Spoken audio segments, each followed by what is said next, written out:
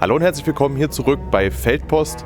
Heute wieder bei den Württembergern, mit den Württembergern. Und heute geht es um ein ganz spezielles Thema, um die Uniformierung und Ausrüstung der württembergischen Landsturmbataillone. Viel Spaß!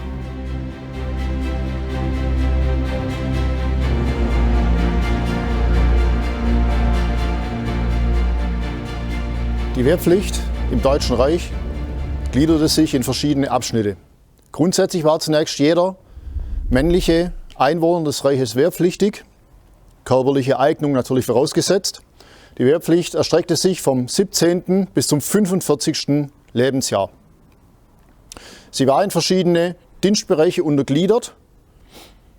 In der Regel war es so, dass der aktive Dienst mit dem 20. Lebensjahr angefangen wurde, vorausgesetzt, man wurde überhaupt eingezogen. Es war so, dass die Zahl der Wehrpflichtigen, die zur Verfügung standen, wesentlich höher war als die tatsächlich offenen Stellen in der Armee. Der Landsturm, um den es heute hier gehen soll, der rekrutierte sich aus den Mannschaften, die ihre aktive Wehrdienstzeit bereits hinter sich hatten, die ihre Reservezeit und ihre Landwehrzeit hinter sich hatten.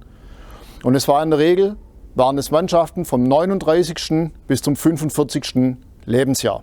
Man muss sich das so vorstellen, dass der Bürger, der junge Mann, nachdem er mit 17, 18 Jahren auf der jeweiligen Oberamtsstadt gemustert wurde, in der Regel im Oktober des Jahres, in dem er 20 geworden ist, zum aktiven Wehrdienst einberufen wurde. Die aktive Wehrdienstzeit betrug bei den Truppen zu Fuß 2 Jahre, bei berittenen Truppen aufgrund der aufwendigeren Ausbildung, Umgang mit dem Pferd, Umgang mit den Fahrzeugen, betrug die Dienstpflicht 3 Jahre. Nach dem Ableisten der aktiven Wehrdienstzeit unterlag der Mann nach wie vor der Wehrpflicht. Die sah im Alltag in der Zeit vor dem Ersten Weltkrieg so aus, dass sich der Reservist, der jetzt gewordene Reservist, sich einmal im Jahr zur Kontrollversammlung in der Oberamtsstadt einfinden musste, wo zum Beispiel neue Adressen angegeben werden mussten, wenn derjenige umgezogen ist, in der Neuerungen im Bereich der Wehrüberwachung verkündet wurden. Und in der Regel wurde das in Württemberg dazu genutzt, dann im Anschluss an die Versammlung zu einem ausgiebigen Wirtshausbesuch.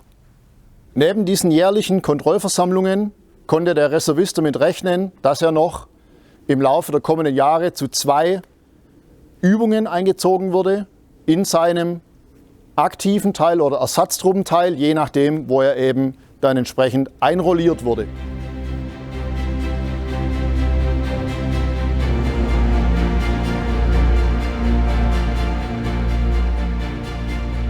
Ursprünglich war vorgesehen, dass auch die Truppen der Landsturmbataillone mit regulären feldgrauen Uniformen eingekleidet und mit entsprechender Ausrüstung versehen werden sollten.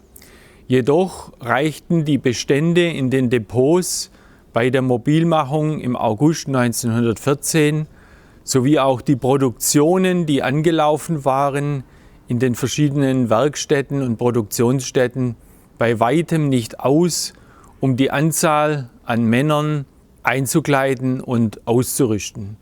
So mussten auf Waren in Depots zurückgegriffen werden, die eigentlich längst ausgemustert und eingelagert waren. Verschiedenste Uniformstücke, die längst ausgedient hatten, kamen nun als Ersatzmaterial bei den Landsturmbataillonen zum Einsatz und sollten eigentlich nur zeitlich befristet als Übergangslösung, als Notlösung sozusagen dienlich sein.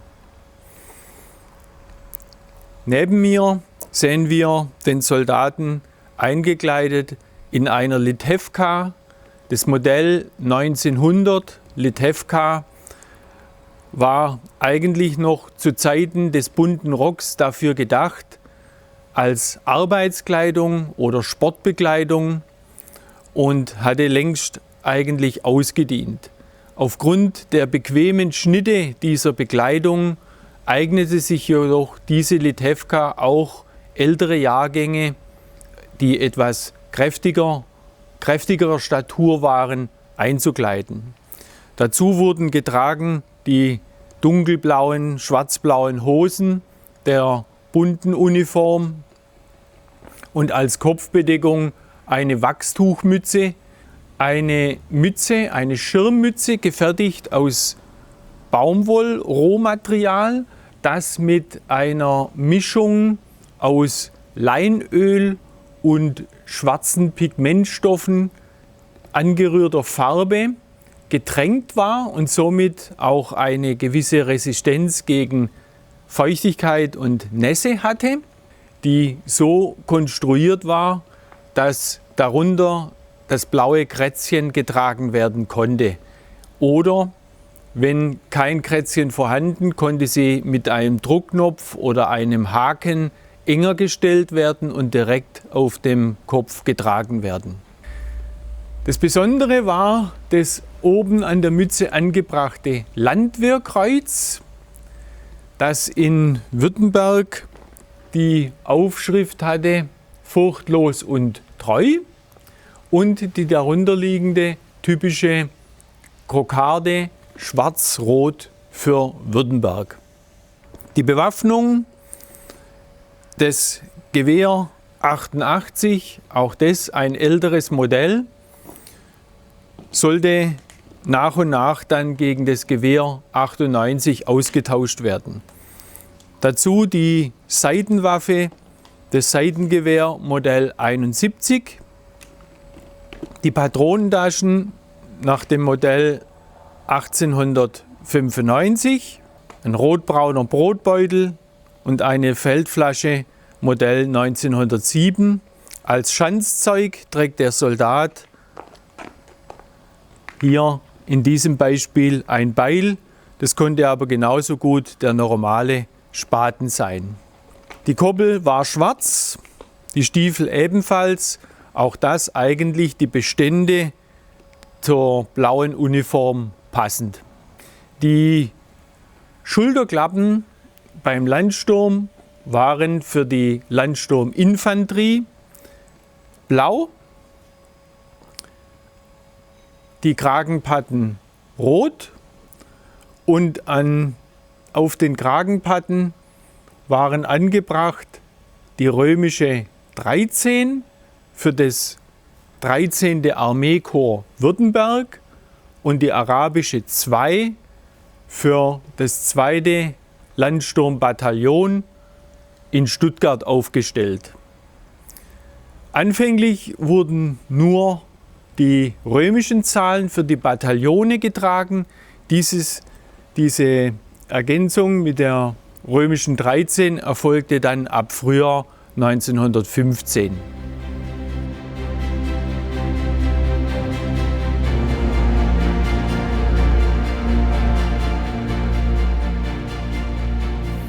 Eine weitere Variante, wie der Landstürmer in württembergischen Bataillonen ausgesehen hat, steht hier neben mir. Der Soldat trägt hier ebenfalls ein Litewken-Modell, und zwar das Modell 1903 in hellgrauem Wolltuch gearbeitet, war diese Litewka 1903 das letzte eingeführte Litewken-Modell, bevor diese Litewka gänzlich vom Drillich verdrängt wurde. Auch dieses Modell wurde viel vom Landsturm während des Ersten Weltkriegs aufgetragen, ebenfalls weil es oft sehr kommod den etwas älteren Jahrgängen passte. Wir sehen auch hier die blauen Schulterklappen des Landsturms, der Landsturminfanterie, die roten Kragenpatten mit der römischen 13 für das Armeekorps und der arabischen 2 für das 2. Bataillon Stuttgart. Dazu trägt der Soldat das blaue Krätzchen mit einer Reichskokarde und einer württembergischen Landwehrkokarde. Typisch auch hier die Notbewaffnung, die Notausrüstung, bestehend aus einem Beutegewehr, russisches Musin Nagant mit dazugehörigem Bajonett, versorgt in einer Scheide, die abgeändert wurde, um sie in deutschen Seitengewehrtaschen versorgen oder tragen zu können.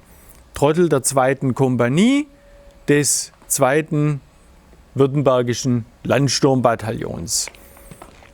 Eine Patronentasche, Modell 1895, reichte aus, um diesen Soldat mit Munition zu versorgen, da er nicht für den mobilen Landsturm, also an Frontdienst vorgesehen war, sondern in dieser Ausrüstung, in dieser Ausführung eher als Bewachungssoldat seinen Dienst verrichtete.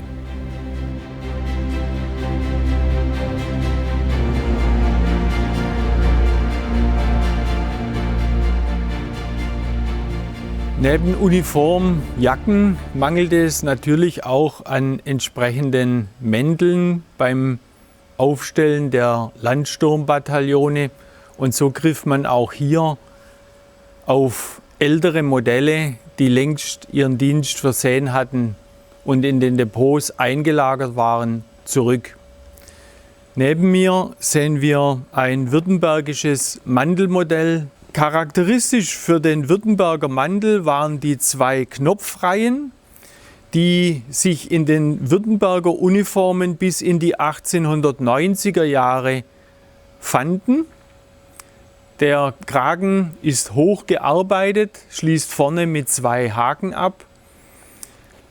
Wir haben die Kragenpatten für Infanterie rot und darauf wurden dann nachträglich die Landsturmzahlen angebracht und die blauen Schulterklappen für Landsturm ersetzten die alten Infanterieschulterklappen. Und so kamen auch diese alten Mantelmodelle noch lang in den Ersten Weltkrieg hinein zum Einsatz.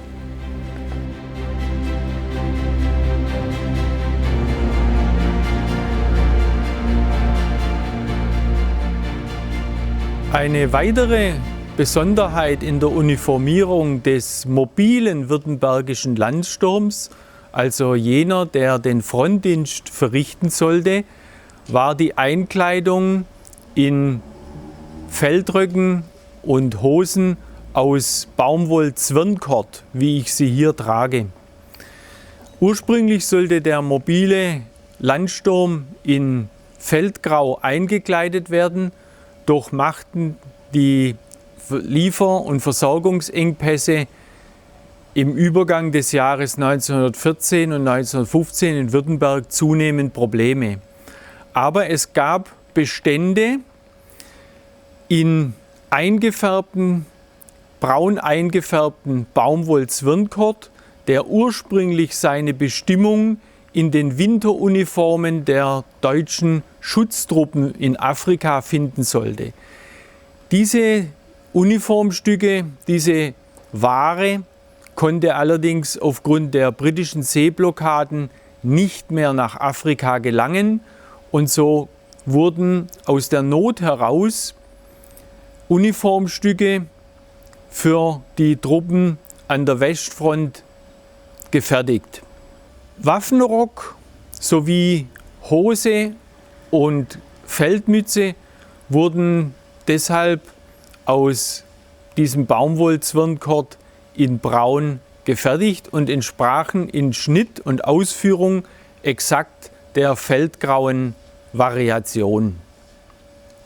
Die Ausrüstung, die ich hier am Leib trage, sind Patronentaschen Modell 1895, dazu schwarzes Lederzeug, rote Brotbeutelriemen, roter Brotbeutel, das Seitengewehr Modell 1871 zum Gewehr 88.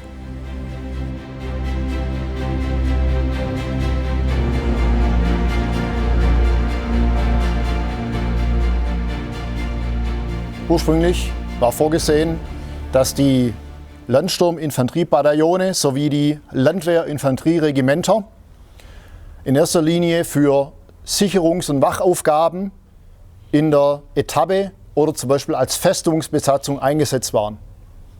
Im Laufe des Krieges hat sich aber die Notwendigkeit herausgestellt, auch die Landwehr, vor allem die Landwehrinfanterieregimenter, an ruhigen Frontabschnitten in die Linie zu stellen, in die vorderste Linie zu stellen. Beim Landsturm wurden sogar Landsturminfanterieregimenter gebildet, die unter anderem an der Ostfront eingesetzt waren oder zum Beispiel im Elsass dort Stellungsbereiche besetzt haben. Die Landwehrinfanterieregimenter sind dann ganz noch massiv zum Einsatz gekommen.